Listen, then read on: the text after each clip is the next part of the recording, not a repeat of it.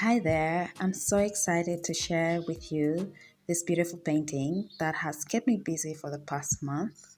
In today's video, I'll share my process and what it took to achieve this piece, why I decided to paint this beautiful model.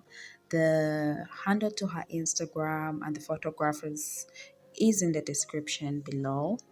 And also, I'll be sharing some of the mistakes, what I learned from my mistakes, and how it has helped improve my painting.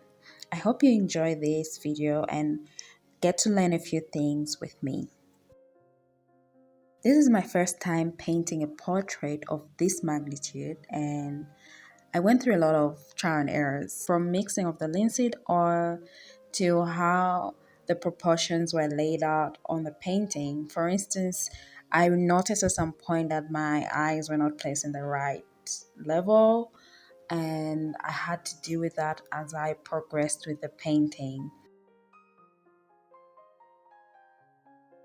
The process that I used when painting was I went straight with my browns. I mixed my own colors using primary colors and white. So I went in straight with my brown without having stronger colors that I usually use, like the yellows, the reds, and blues. This time I decided just to mix my colors and just go straight with them on the canvas.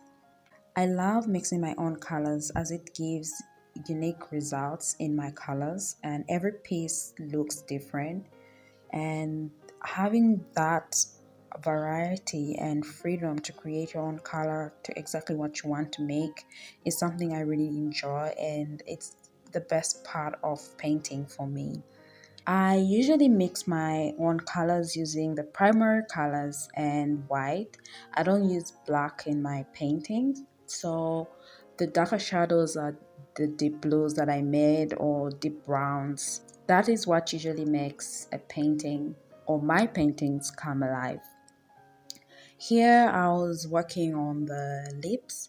So as I explained earlier, I said that I had made a mistake with the position of my eyes, and it made me realize that I had to go back to the technique that I always use, which is usually starting a painting from a focal point. And it's usually advisable to do that as it helps you scale out your features, and it also helps you be able to paint in a more systematic way. And that's how I focused on the lips and the nose first, and I worked on that, and I started filling up other areas of the painting like the skin where the cheekbones are, and I went out of the painting. This helps so much with how the painting is scaled, especially if you know, or if you're painting, let's say, the lips, and you know how big it is compared to the nose, it's easier to scale your piece and have a proper aligned painting. So here I had already worked with the eyes, and I had already made the correction, and I was just going back and making sure I was getting the paint on the canvas and making sure I was having everything laid down correctly. And my goal right now was just to fill up the canvas, making sure I'm just placing the shadows where they're supposed to be and the highlights. So aside from that, I was really not confident. At some point, I wasn't that confident with my proportions. I had to figure out how wide the lips are and how many times, for instance, the nose goes into the lips, or how big is it compared to the lips. And that way I was able to scale my proportions well, and that's how I was able to correct my eyes. Another thing is, aside from focusing on the lips, I was now venturing out on the face. I went to the forehead. I was blending that out. So what I'll do is, when I feel overwhelmed, instead of focusing on difficult parts of the face, I would, for instance, work on the forehead. I would work on the forehead and focus on the forehead, and that way it gave me enough time to relax and get into the painting and go back and work on the harder parts of the painting.